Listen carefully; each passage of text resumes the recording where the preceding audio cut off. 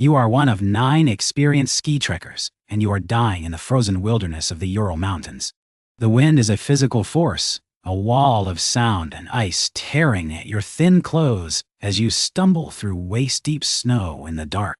Your tent, your only shelter against the crushing cold of -30 degrees Celsius, is hundreds of meters behind you, slashed open from the inside. You have no boots, no coat, no logical reason for being here. Here is how you arrived at this moment. It is late January 1959. You are a student, or a recent graduate, of the Ural Polytechnical Institute in the city of Sverdlovsk. You and your 9 companions are part of the Institute's sports club, a close-knit group of seasoned hikers and skiers. This is not a casual outing. This is a Category 3 ski trek, the highest difficulty classification in the Soviet Union for this type of expedition. The goal is to traverse 300 kilometers of the northern Urals, and in the process, summit 2 peaks, Odorten and Kholat Syakhl. Your group leader is 23-year-old Igor Dyatlov, a gifted radio engineering student and a meticulous planner. With him are 8 others. Georgy Krivonashenko, Yuri Doroshenko, and Rustam Slobodin are fellow engineering graduates. Zinaida Kolmogorova and Lyudmila Dubinina are students, both known for their toughness and spirit. Nikolai Thibault-Brignoles is a civil engineering graduate. Alexander Kolevatov studies nuclear physics. The oldest member, at 38, is Semyon Zolotaryov, a hiking instructor with 4 mysterious tattoos who has joined your group for this expedition. On January 23rd, you board a train out of Sverdlovsk. The mood, captured in photographs and diary entries, is light. You are young, strong, and confident in your abilities. You travel by train, then truck, then a horse-drawn sleigh, until you reach Vizhai, the last inhabited settlement on your route. Here, you spend the night, singing songs, and preparing for the wilderness ahead. On January 27th, you begin the trek on skis. The next day, one of your group, Yuri Yudin, is forced to turn back. A flare-up of chronic joint pain makes the difficult journey impossible for him. He says his goodbyes, wishing you luck. He is the only one who will survive. You and the remaining 9 press on. Your diaries describe the days that follow. You ski through forests and along the banks of frozen rivers, following traditional paths used by the indigenous Mansi people. You are making good time, covering miles of harsh terrain each day. The photographs you take show you smiling, working together, building campfires. There is no hint of trouble, no sense of looming dread. On January 31st, you reach the edge of the highland area. You are now at the base of the mountains you came to conquer. Here, you build a small storage shelter, a labaz, to store excess food and equipment for the return journey. This will lighten your load for the difficult ascent. You are preparing to climb. The next day, February 1st, you begin your ascent toward Mount Odorten. But the weather turns against you. A snowstorm begins, with worsening visibility and powerful winds. You lose your direction and find yourselves deviating west, towards the slope of a different mountain, Kholat Syakhl. This is not on your planned route. Realizing the mistake, Igor Dyatlov makes a decision. Instead of retreating to the relative safety of the forest line less than a mile away, you will make camp here, on the exposed eastern slope of the mountain. It's a strange choice for a group this experienced. Camping on an open slope leaves you vulnerable to the full force of the Arctic weather. But the decision is made. Around 5 p.m., you pitch your large, custom-built tent, designed to house all 9 of you. Inside the tent, the mood is still normal. You eat a meal. You prepare your sleeping bags. You even produce a satirical newspaper, a common tradition for your hiking club, which you title the Evening Odorten No. 1. The entries are humorous, debating the existence of the Yeti and teasing one another. It is the last thing you will ever write. Sometime in the night, something goes terribly wrong. For over 3 weeks, there is only silence. You were scheduled to send a telegram from Vizhai on February 12th. When no message arrives, the families begin to worry. The Institute organizes a search party, which is soon joined by the Army and civilian aircraft. On February 26th, a student volunteer pilot spots something on the desolate slope of Kholat Syakhl. A search team on the ground is directed to the location. They find your tent. It is partially collapsed and covered with snow, but it's the details that are immediately wrong. A ski pole stands upright, holding a corner of the canvas. An ice axe is stuck in the snow outside, but there is no one there. The rescuers call out your names, but only the wind answers. They enter the tents. Inside, everything is in a state of controlled chaos. Your boots are lined up neatly by the entrance. Your clothes are folded. Maps, food, and personal belongings, including cash and flasks of vodka, are all left behind. It appears as though you were settling in for the night. But the tent itself tells a different story.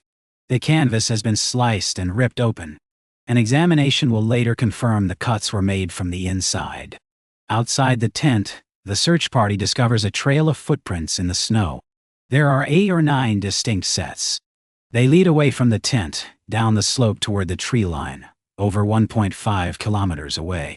Some of the prints are from bare feet. Others show only socks. A few are from a single boot. The prints are orderly. They show people walking, not running, side by side. There are no signs of a struggle, no evidence of anyone else being present. The trail continues for about 500 meters before disappearing under the snow. The searchers follow the direction of the tracks. At the edge of the forest beneath a towering cedar tree, they make their first discovery. They find the remains of a small fire. And next to it 2 bodies, Yuri Doroshenko and Georgy Krivonashenko. They are stripped down to their underwear. Their hands are abraded, and the branches of the cedar tree above them are broken up to a height of 5 meters, suggesting one of them had tried to climb it, perhaps to get a better view or to escape something. The official cause of death is hypothermia. The search continues. Between the cedar tree and the camp, the searchers find 3 more bodies, spaced hundreds of meters apart. It is Igor Dyatlov, Zinaida Kolmogorova, and Rustam Slobodin. Their position suggests they were fighting their way back up the slope, toward the tent they had fled. Dyatlov is on his back, one arm raised as if to shield his face. Kolmogorova is found furthest up the slope, her body showing signs of a final desperate crawl. Slobodin has a small 1.7 centimeter fracture in his skull, an injury a medical examiner notes could have rendered him unconscious. But like the others, they officially froze to death. 4 of you are still missing. The search goes on for 2 more months as the winter snows hold you. Finally, on May 4th, as the snow begins to melt, the search team finds the remaining 4 of you. You are in a ravine, 75 meters from the cedar tree, buried under 4 meters of hard-packed snow. You are Alexander Kolevatov, Nikolai Thibeaux-Brignoles, Lyudmila Dubinina, and Semyon Zolotaryov. These 4 are dressed more adequately than the others. Some are wearing the clothes of their fallen comrades. Dubinina has Krivonashenko's woolen trousers wrapped around her foot. But it is your injuries that turn this tragedy into a lasting, baffling mystery. Nikolai Thibeaux-Brignoles has suffered a catastrophic skull fracture. Lyudmila Dubinina and Semyon Zolotaryov have sustained massive internal chest trauma. Dubinina has multiple fractured ribs on both sides. Zolotaryov has a similar crushing injury. The forensic medical expert, Dr. Boris Vozrozdeny, states in his report that the force required to cause such damage would be immense, comparable to the impact of a speeding car. Crucially, he notes that the bodies show no significant external injuries. There are no bruises or soft tissue damage that would normally accompany such violent fractures.